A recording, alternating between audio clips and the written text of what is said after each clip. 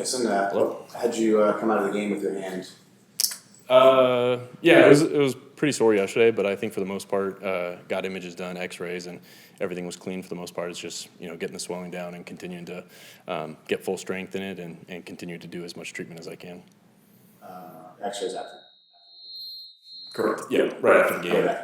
Just precautionary. Yeah, just took a couple hits and. I think the doctors were just making sure like they're doing everything they can to take a look and just be as safe as possible.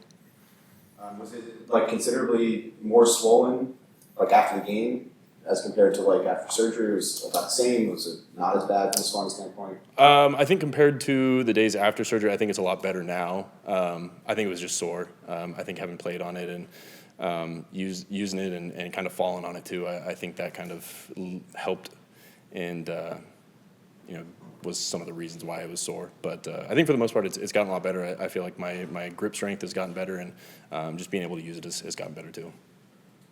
Second guess, the stiff arm? Yeah, maybe after it, if it wasn't very effective. But no, in the moment, I think that was the best thing that I could have done for the team, and getting that first down and doing everything I can to be able to get around that edge. And there's a world where it is effective, and maybe I'm staying on my feet and getting more yards. So, I'm glad everything went well, and I'm feeling better because of it. At what point last week did you like feel fully comfortable doing under center stuff and taking snaps? That's a good question. I didn't take any until. I believe it was Sunday, maybe Saturday or Sunday. I held off for as long as I could. I knew that Bose and I have taken so many snaps together that if it was a Saturday or Sunday type deal, then I don't think we'd be missing too many valuable reps, especially if I got those in the walkthrough. But just making sure that Sunday especially got out there, felt a couple, and it was a little sore, but there's nothing adrenaline on the game day that it can't fix. Just what did you take away from watching the film back from the game offensively? Jim sort of mentioned that he felt like it wasn't perfect, but you guys did enough obviously to get the win. Yeah, I thought it was really tough. I thought it was a really tough day for the offense, especially for me. I had 2 turnovers and missed a lot of throws and played uncharacteristically. And there's a bunch of plays that I'd love to have back, a few balls that I missed outside. And I think. Those are going to happen, and it's unfortunate that we didn't play to the expectations that we hold for ourselves. But I thought we did a great job battling all 4 quarters and in overtime because it looked pretty grim there for a while. But for us to keep battling and go get the special teams out on the field and go get some points, it's obviously not what we want, but to get the win and the defense the way they played and special teams, it was what was best for us. How much does winning like that when you describe like how the offense play give you confidence as you guys go to the end of the season? Yeah, I think it's huge because you want to be playing, memorable football in December and January and meaningful games, and those are the type of games that you need to win, against opponents that we have a ton of respect for and are very good. So for us to be able to kind of battle one out like that, I think helps everyone in the locker room. It gives everyone confidence, and I think going through games like that, it's only going to help you in the long run. Did they play like less man, particularly on third downs, than you guys were expecting heading into that game? Yeah, they generally played quite a bit of man on third downs, but I think they did a really good job of kind of switching up their looks. I think they played a lot of shell, a lot of cloud, and so they did a good job switching it up. And that kind of held us down a little bit. I'm not quite sure what our exact numbers were on third down. I think we were decent. Definitely could have been better. There were a few plays that I'd love to have back. I missed Ladd on one. And I think Keenan on another, and a few more. But I think it's another thing that when we're good on third down, we're generally playing pretty well, and so we could definitely have done a lot of better things. You threw under 500 not a place they've been in a while. What kind of atmosphere do you expect going into Arrowhead? Still as loud as we've ever expected. They're still a very, very good football team, and we have a ton of respect for them. And, they're much better than their record indicates as well. They played a lot of tough games, a lot of close games, and, that's the NFL. And that's, the unfortunate part is, you're not going in there and going to dominate any team just willy-nilly.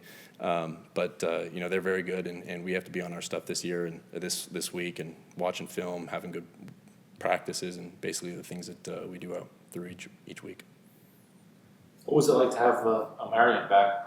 It was awesome. He brings so much juice to our team, and especially our offense. Just having him out of the backfield, whether he's running or catching, especially in pass protection too. He's always done such a great job. So, just to have him back, healthy, moving around, he gives us a lot of hope. Bobby Hart's stepped in a few times this season when you guys have had injuries. What did you see from Bobby stepping in and kind of helping the game progress? Yeah, I think we're really lucky to have Bobby. A guy that is able to play guard, play tackle, and has stepped in a few times when guys have gone down. And you can never have enough guys like that, especially on the offensive line with just how many injuries that happen to an offensive lineman each year. Bobby's a great teammate guy, great locker room guy, and it's really fun to play behind him. Just some of the protection stuff in the game, a few pressures like through the A gap. How did you feel like you guys performed from a communication standpoint in some of those situations? Anything you can put your finger on as far as why there were a few sort of free rushers in those situations? Yeah, there are a few because the Eagles do a really good job of going off the center point. So if Bose goes left, the linebacker to the left is going to drop, and the guy to the right is going to pressure. And so that's one of those things where you can go off the safety rotation, you can see him go one way and then flip the protection, and then the other guy's going to blitz because he sees that Bose is taking the other guy. And so that's the tough part about those defenses where they're really smart. They communicate really well, and that's on me to be able to kill a play where instead of because if we're in 5-man protection, they're bringing 5 guys, and you have to be right for each guy. You really can't be because you're going to send the line one way and then they're going to bring the guy from the other side. And so that's on me to, get to a different play, to add another protector, whether that's bringing in a tight end or bringing a running back out or getting the ball out quick. It's just one of those things where they kind of got us, and, I got to do a better job of changing the play.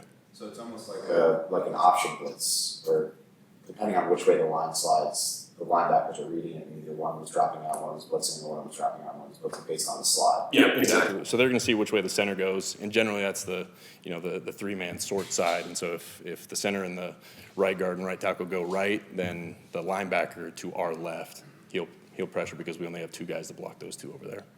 The one in the first quarter where Kamani motioned and you guys ended up in empty, and then 17 ended up coming through the A gap. Do you remember which play I'm talking about? Like a minute and 26 left in the first. Yeah, I think that might have been the one because I think I was going off a safety rotation, and the safeties rotated to the side I believe Kamani went to. The left side, yeah. And so I think I might have flipped the protection, and then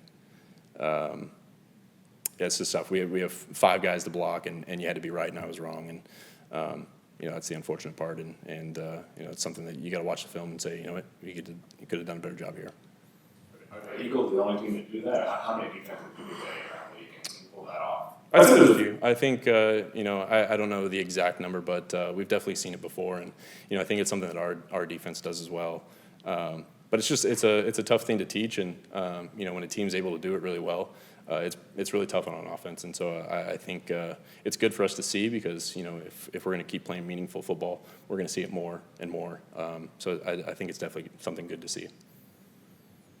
With as far as reading the field, like pure progression reads versus making your decisions based on coverage rotations, how much do you do of those two? Are you more one or the other in this offense? And do you have a preference as far as how to read the field for pure progression versus coverage? Yeah, I think we definitely have quite a bit of both. I think it kind of just depends on what defense you're playing, because sometimes defenses do a really good job of disguising it, and you don't really know what the coverage is going to be, and so a pure progression play is much better versus that, where you're able to just go right through your reads and find the check down, and versus a team where if you know exactly what coverage they're playing, then it's easier to say, all right, if you get this coverage, play this side of the field or play this side of the field.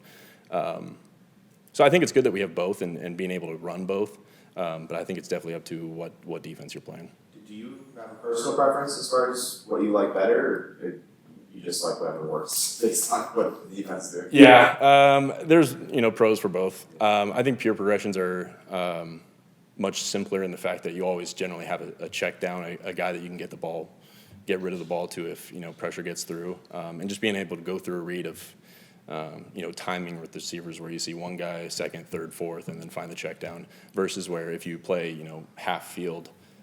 you got to be right because you generally have two guys on one side, and if those guys aren't open, you got to find a check down. So you just have more options with the pure progression, I think. Has which style you're more comfortable with changed as you've gotten more comfortable playing the position because so much you have to control before all snap? No, I don't think so. I think it's just one of those things that I think every team has a lot of pure progressions versus a lot of half field plays, and it's just kind of what you're comfortable with, what the offensive coordinator is comfortable with, and I think the more you can rep both, and if the more you can have both in, the better your offense is going to be, and I think it's just something you got to keep practicing and keep seeing throughout the games.